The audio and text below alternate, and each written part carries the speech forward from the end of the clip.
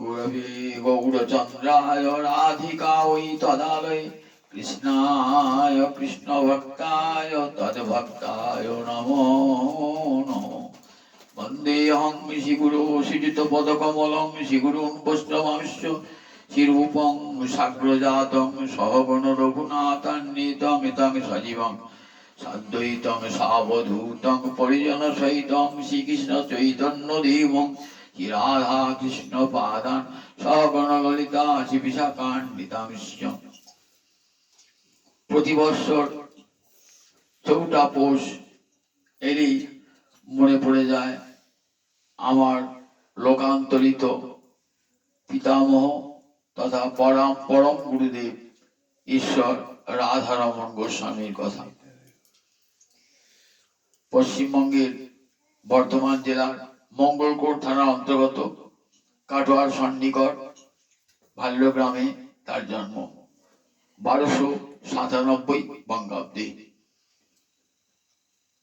তিরোভাব 1364 বঙ্গাব্দে চৌঠা পৌষ। মাত্র 67 বছর এই ধরাধামে প্রকট ছিলেন। চৌঠা পৌষ 1364 বঙ্গাব্দে চৌঠা পৌষ তার লীলা সঙ্গোপন করেন। পিতার নাম ছিল বিহারীলাল গোস্বামী। প্রথম জীবনে বহু সংগ্রাম করে বড় হয়েছিলেন। সংস্কৃত ভাষায় ভাগবত শাস্ত্রী তার পাণ্ডিত্য তখনকার দিনের সমস্ত পণ্ডিতেরা বিদগ্ধ মহলে প্রশংসা অর্জন করেছিল। আবার গায়ক হিসাবেও তিনি ছিলেন সুপ্রতিষ্ঠিত।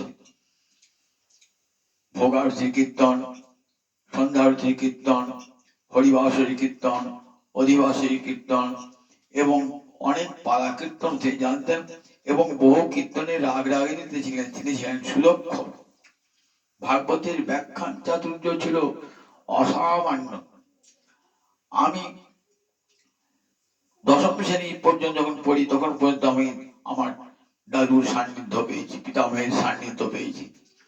আমার মনে পড়ে ভাগবতের কত কঠিন কঠিন তত্ত্বকে তিনি কত সুন্দর গল্পের মাধ্যমে বোঝাতেন। আমার খুব মনে পড়ে যায় যে ভাগবতের দশম স্কন্ধে ওই দামবন্ধ লীলাটি, ওটা শুনতে দাদুর মুখে বারবার শুনতে খুব ভালো লাগতো। অবাক হয়ে যাবার কথা, যে সমস্ত ছোট ছোট ছেলেরা পাঠের আসর ভঙ্গ করে দেয় তারাও কিন্তু একবারে নিশ্চুপ হয়ে নীরবে শুনতেন দাদুর এই দামবন্ধন লীলার কথা। আমার আজও মনে পড়ে যায় সেই দাদুর দামবন্ধন লীলার কথা যখন স্মরণ করি। প্রতি বছর রাধা মাধবের বাড়ি মন্দিরে বসে কত শিষ্যের মাঝখানে বসে ভাগবতের কত দুর্হ তত্ত্বকে কত সুন্দর করে গল্পের মাধ্যমে আকর্ষণীয় করে তুলতেন আর মধুর স্বরে কীর্তন গাইতেন। ব্যবহারটিও ছিল অতি স্নিগ্ধ গম্ভীর। বাইরে থেকে তাকে মনে হতো খুব রাশভারী অহংকারী প্রকৃতি, কিন্তু যারা তার সঙ্গে মিশেছেন তারা জানেন মানুষটি কেমন ছিল। ভক্তি তার যেন রক্তের স্রোতে, তার শরীরের রক্তের স্রোতে প্রবাহিত।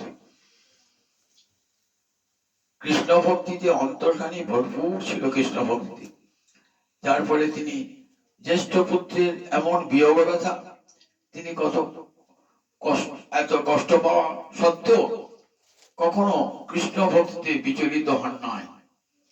কৃষ্ণ ভক্তি হতে এতটুকু তার বিচলন দেখি নাই। যে আমার মনে পড়ে যখন তার জ্যেষ্ঠ পুত্রের বিয়োগ হয়, এই পৌষ মাসেতে রাধা মাধবের সেবার সময়, তখন তিনি পুত্রের মুখে রাধা মাধবের চরণামৃত দিয়ে বলেছেন, রাধা মাধব তোমার চরণে আমার জ্যেষ্ঠ পুত্র বিজয়কে অর্পণ করলাম। এই বলে চলে গেলেন মঙ্গল আরতির প্রস্তুতি নিতে। বাড়িতে তখন শোকের পরিবেশ, হাহাকার উঠেছে। নিজ হাতে করলেন ব্রজ বলে এক পুরোহিতকে ডেকে তুলে মঙ্গল আরতি করালেন এবং নিজ হাতে কাঁসর বাজালেন। তারপর যথারীতি সকালবেলা যখন শিষ্যরা যখন সাক্ষাৎ করতে আসেন তারা কেউ আমার পিতামহের চোখে জল দেখেন নাই। সকলকে নিয়ে শান্ত মেজাজি কৃষ্ণর চিন্তায় ভরপুর ছিলেন। আমি দেখেছি যে কৃষ্ণ ভক্তি হৃদয়ে প্রবেশ করলে কেমন করে শোক জয় করা যায়। এই মানুষটিকে দেখেছি, বিরাট মাপের মানুষ। কত শিষ্য ছিলেন, বলতেন আমি যদি পুত্র বিরহে কাঁদি, তাহলে আমি যে শিষ্যগণকে উপদেশ দান করি, সেই উপদেশের সার্থকতা কোথায় থাকে? নিজের জীবনে যদি পালন করতেই না পারলাম। সকলের সঙ্গে ব্যবহারটি ছিল কেমন সুন্দর ব্যবহার, সকলে সুন্দর সংসার সাজিয়ে রেখেছিলেন।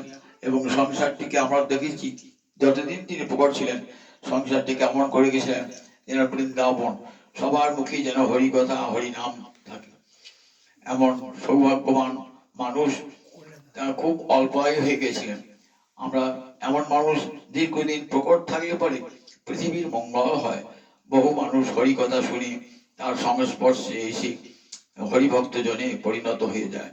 হরি সুলভ, কিন্তু হরিজন বড় দুর্লভ আজকের দিনে। আমাদের ইংরেজিতে একটি কথা আছে,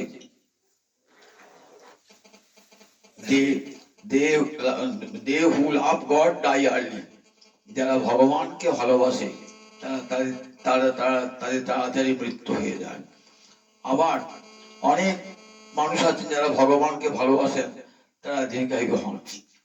আমার দাদু পিতামহ যদি আরো কিছুদিন বাঁচতেন, তাহলে হয়তো আরো পৃথিবীর অনেক উপকার হতো। এমন মানুষ দীর্ঘজীবী হলেই সংসারে পৃথিবীর বড় মঙ্গল কল্যাণ লাভ হয়। আজ 14 পৌষ, এই দিনটিতে তার নির্যান তিথি। এই নির্যান তিথিতে আমার হৃদয়ের সব ভালোবাসা, সব শ্রদ্ধা তার চরণে অর্পণ করি। আমার এই ক্ষুদ্র বক্তব্য এইখানেই শেষ সীমা। জয় নিতাই, জয় নিতাই।